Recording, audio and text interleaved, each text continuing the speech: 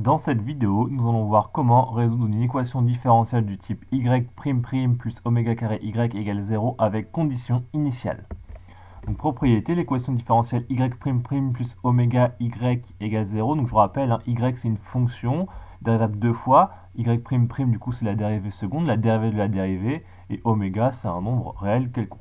Donc cette équation différentielle, elle met une unique solution, f, définie sur R, vérifiant deux conditions initiales données comme f de x0 égale y0, première condition initiale, et f' de x1 égale y1. Donc on veut résoudre cette équation différentielle-là, donc trouver les fonctions qui sont solutions de cette équation différentielle-là, et on veut que les solutions, donc il faut que en x0, la fonction donne y0, et que la fonction dérivée en x1 donne y1. Et en résolvant ce type d'équation avec les conditions initiales, eh bien, il n'y a qu'une seule solution, une seule fonction qui vérifie cela. Rappel, soit l'équation différentielle y' plus oméga carré y égale 0, on avait déjà vu que les solutions de cette équation différentielle sont les fonctions de la forme lambda cosinus oméga x plus mu sinus oméga x. Donc là, on voit qu'il y a une infinité de solutions puisque lambda c'est une constante quelconque et mu c'est une constante quelconque également. Donc lambda peut valoir 3, 7, 9, ce sera toujours solution de cette équation différentielle là. Mais maintenant, on voit que en rajoutant ces deux conditions initiales là, eh bien, on va trouver une valeur de lambda précise, une valeur de mu précise, et du coup, il y aura une unique solution. Donc on va tout de suite faire un exemple. Résoudre l'équation différentielle y' plus 4y égale 0, dont la solution, qu'on va appeler f, vérifie les conditions initiales suivantes. Donc il faut que la fonction f en 0 donne 1, et que la fonction dérivée en 0 donne 2. Donc déjà, première chose, on fait comme d'habitude, on résout l'équation différentielle générale. Donc l'équation différentielle E, qui est ici, on voit que on peut l'écrire sous la forme y' plus 2 au carré y égale 0. C'est pour avoir bien y' plus oméga au carré y égale 0. Donc du coup là on voit que oméga c'est 3. Donc on peut trouver les solutions générales avec la formule qu'on vient de voir précédemment. Donc les solutions sont de la forme du coup f de x égale lambda cosinus de oméga x, donc oméga égale 2 ici, plus mu sinus de oméga x avec oméga égale 2. Donc là on a les solutions générales, on ne s'est pas occupé des conditions initiales. Maintenant, on va s'intéresser aux conditions initiales. Donc là, on a toutes les fonctions possibles, mais il faut que ces fonctions-là, en 0, donnent 1. Donc, on va utiliser la première condition, f de 0. Donc, on va reprendre les solutions qu'on vient de trouver, et on va calculer f de 0 pour voir combien ça fait. Donc, je reprends l'expression là, et je remplace tout l'x par 0. Donc, ça fait lambda cosinus de 2 fois 0. Donc, 2 fois 0, c'est bien 0. Donc, cosinus de 0, plus mu sinus de 2 fois x. Donc, x, on le remplace par 0. Donc, ça fait sinus de 0. Donc on obtient ça. Donc là, on a pris cette égalité, on a juste remplacé x par 0. On continue. Cosinus de 0. Cosinus de 0, il faut le connaître par cœur, c'est 1. Sinus de 0, c'est 0.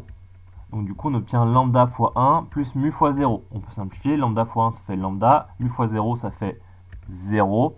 Et du coup, il reste lambda. Donc on trouve que f de 0 égale lambda. Or, on sait aussi que f de 0 égale 1. Sachant que f de 0 égale 1, et comme f de 0 c'est lambda, on vient de le trouver, on en déduit que lambda est égal à 1. D'accord? Puisque f de 0 c'est à la fois égal à 1 et à lambda, donc lambda égale 1. Donc on a trouvé la première valeur de lambda. Maintenant on va essayer de trouver la valeur de mu. Comment faire? On va utiliser la deuxième condition. Donc utilisation de la seconde condition. Donc par contre vous voyez que c'est f' ici.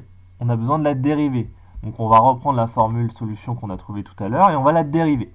Donc on dérive f' de x égale, donc c'est quoi la dérivée de cosinus 2x? Donc là je vous rappelle la dérivée de cosinus ax plus b c'est moins a sinus ax plus b. D'accord? La dérivée de cosinus c'est moins sinus. Donc attention au signe et le 2 sortira. Donc qu'est-ce qu'on va obtenir du coup? Donc moins 2 lambda sinus de 2x. Et la dérivée de sinus de 2x, c'est 2 cosinus de 2x. Et on n'oublie pas la constante devant mu. Voilà, donc là on a juste dérivé. Donc dérivée de cosinus de 2x, c'est moins 2 sinus de 2x. On remet le lambda devant. Et même chose avec sinus, mais attention, la dérivée de sinus de 2x, c'est 2 cosinus de 2x avec le mu devant. Donc on a la dérivée. Maintenant on utilise la condition initiale. On remplace x par 0. Donc on remplace tous les x par 0 et on calcule pour voir ce que ça donne.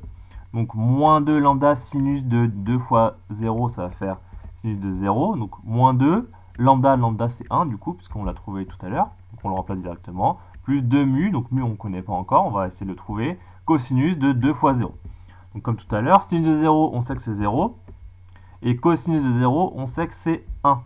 Donc on remplace par ces différentes valeurs, on trouve moins 2 fois 0, plus 2 mu fois 1. Moins 2 fois 0, ça va faire 0, 2 mu fois 1, ça va faire 2 mu, il va rester 2 mu.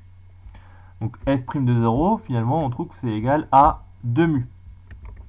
Or, on sait que f' de 0 égale 2. C'est les conditions initiales. Hein, f' de 0 égale 2. Or, on a trouvé que f' de 0, c'est aussi égal à 2 mu. Donc on en déduit du coup que 2 mu est égal à 2.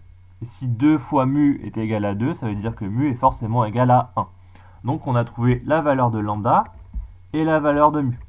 Donc en mettant des couleurs, ici vous voyez qu'on a trouvé la valeur lambda ici, c'est 1. On a trouvé la valeur mu en vert ici, c'est 1 aussi. Donc du coup on a la fonction, l'unique fonction solution de cette équation différentielle et qui vérifie les deux conditions à la fois.